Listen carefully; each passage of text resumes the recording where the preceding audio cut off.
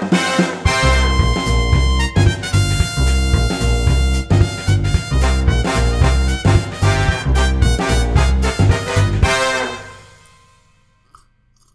morning everyone, Teddy here, welcome to Teddy Games. Today we're going to be going over the Game Jam Showcase, so we're going to jump right into it with some awesome video games made by some lovely people.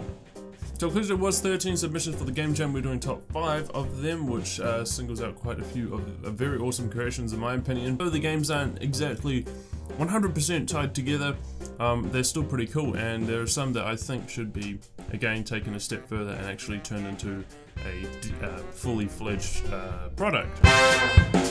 Dreamscape. Awesome game. This didn't really take much on the whole mood change thing. The level design was pretty cool. I think there was about 5 different levels or something like that. It even had like the boss level or that main level that's actually really difficult to get through. And I thought that, quite frankly, there was awesome storytelling in it. So the shooting mechanic was actually really cool, and the way that you told players how to do it was even better. When it comes to tutorials, it's less about what the player is told, it's about what the player sees. So if you're able to show a tutorial without saying anything, it's brilliant. It's been a few days since I played, but I think in this one you actually told the players what the controls were, which I guess is very important as well. It's often very hard to figure out what does what in a lot of these indie games. Obviously, overall you got number 1, look and design, number 1, gameplay, number 1, sound and music, number 1, emotional roller coaster, number 2, and I know why this is because the next game we're about to talk about is actually really good on the theme. Storytelling came number 2, and I don't know exactly why I thought the story you guys told was actually pretty cool. It was a little bit unique. I've seen it in a few other things though, the whole thinking that there's an escape and there not really being an escape. With your team size, it's definitely possible to make a game like this, and whoever did the artwork for the very start, if that artwork is of course yours and not like a free asset or something like that, then that's actually an incredible way to market it, because people do look for those type of characters. There is definitely an audience for, and you know I'm saying it in a very weird aspect, but a lot of people like good looking animated characters. Like if you look at games like Doki Doki Literature Club, I've never played it myself, but I've seen a lot of people play it, and the amount of audience that those things have is actually really just outstanding. So if you're able to kind of get that look and that style and that, you know, that thing into your game and actually implement it around, then it will do incredibly well just through marketing alone and word of mouth between that that group or that demographic. So that's a little bit of advice from myself, and I really hope you guys actually push it forward to the next kind of level and actually try and sell that game, because it was really fun. Moving on, we got Of Man and War. Forrest Gump. The game. Now this is the one that came number 1 in storytelling and also number 1 in emotional roller coaster, which is really awesome because the game was basically a motion picture in a sense. For some reason gameplay came number 2, and I don't get this when it came to games like Inside and Limbo and all of that, when there's not a lot of gameplay in it, it's just mainly to tell a story. This game was something that actually played into that genre. Don't get me wrong, I really did love it. There was just a few things in gameplay side which I don't think was deserving of number 2. Your look and design was incredible, man. That low poly style and even the way that you animated everything was perfect. There's only one thing: there should have been a little bit more gameplay into it. Inside has that, it has puzzle systems and all of that, but of course the theme was mood change, and you guys did exactly what the theme asked, which you know, I couldn't ask anything else from you guys because it was an awesome game. And the narrator, might I say, great voice.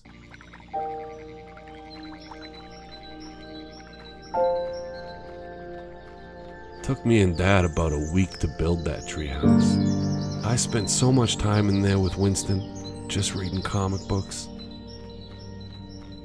I don't know how you guys got so many animations and so many effects and all this stuff packed in, and it was actually like a good 10 minutes of gameplay, which is not bad, honestly, for a game like that shows all these. It was basically a massive cinematic.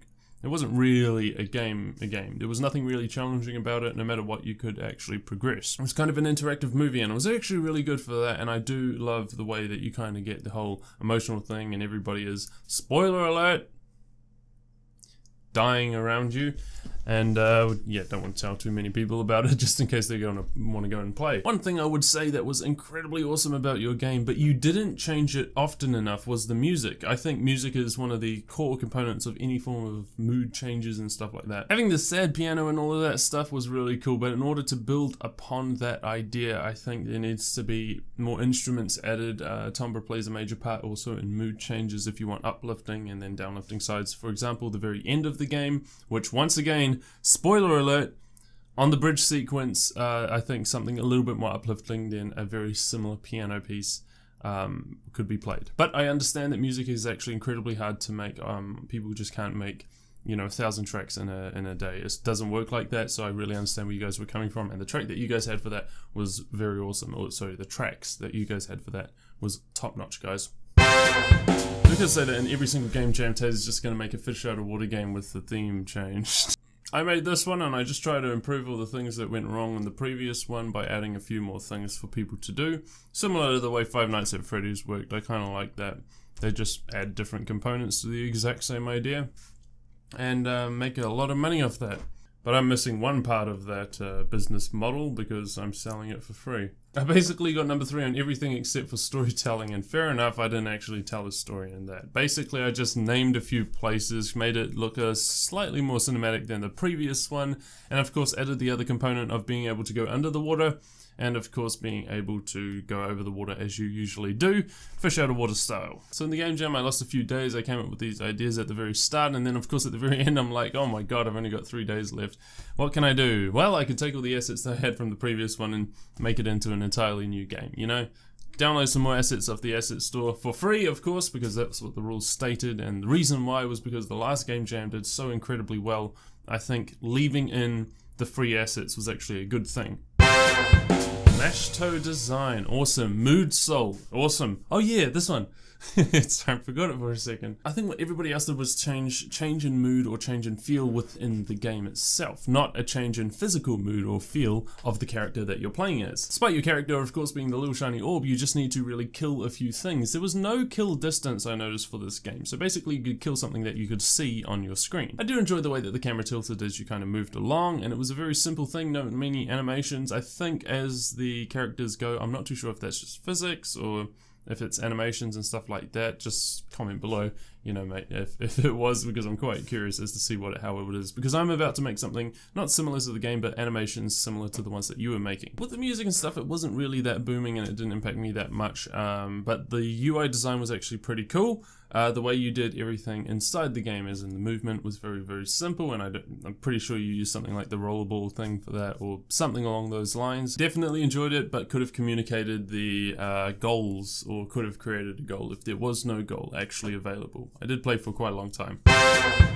Final game for the showcase, and I actually want to shout these guys out because what they're doing is awesome. They've taken Adam's Ale, a game from a long time ago where we tried to make a game like The Last Night. It was pixelated gameplay, this whole 8-bit genre, or whatever they like to call it, but in a very cinematic style, and they've actually taken the game from the game jam and turned it into a proper game. And if you want to sign up for the betas and stuff like that, they're doing something. Go to the Discord channel and try and search for that, because I don't know where it is, but I saw something about the beta keys being given for Adam's Ale. But the same guys, so Knob Games, or yeah, appropriate name that is, they made another game called DOKK. Doc. It's basically an isometric puzzle game, and of course when I was playing it, buddy, you forgot one thing: reset buttons.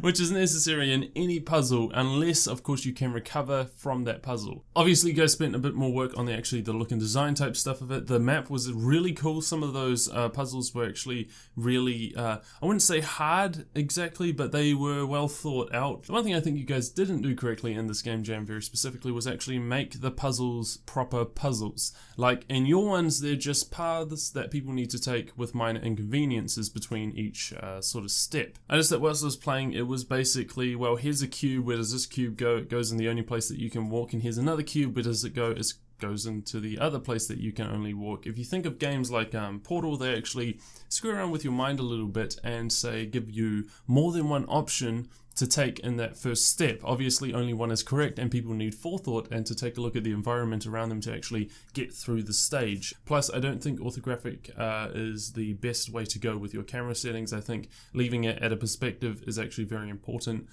so that people know where the cubes are. Picture this, in orthographic it's actually very easy to judge if you're on a flat plane. So you know that if a person's here, he's on the same level as you in 3D space, but they may look different, but they're actually on the exact same level. Now, if you raise this person up 1,000 blocks, it will still look the exact same, and that's a massive problem when it comes to orthographic. And because height plays a major part in your map design, it's very difficult to tell where is where and what is what, unless perspective is part of the puzzle. Monument Valley is a perfect example of this. The game is basically an entire illusion. In your game, I don't think illusion was playing a major part in the puzzles, so therefore I don't think orthographic projection is the best way to display your game. But hey, that's just me. Who's that weird guy with the glasses? Anyway, before this video ends, we're going to thank all our Patreons. So everybody whose name's coming up on the screen, thank you very much. Thank you. And you. Oh, hey, thank you too. And of course, thank you to myself, Ollie, or myself, Ollie, or Ollie Ozzy, or Oi Oi Oi, who's helping us out very significantly with his website thing that he's doing. That's pretty much it from me. And thank God we're not going to see that guy ever again. Anyway guys, that's all the games, that's all my opinions, that's all the feedback I have for you, and hopefully you guys want to go and actually play a few of these because some of them were really awesome, and it's definitely worth you guys going and checking it out. It can of course inspire some ideas in yourself if you are game developers. I'm not going to go over all the links and stuff because you guys already know where all the links are. If you want to follow anything of mine and if you want to play any games, awesome guys, grab a cookie and have a great rest of your day. There's hair everywhere.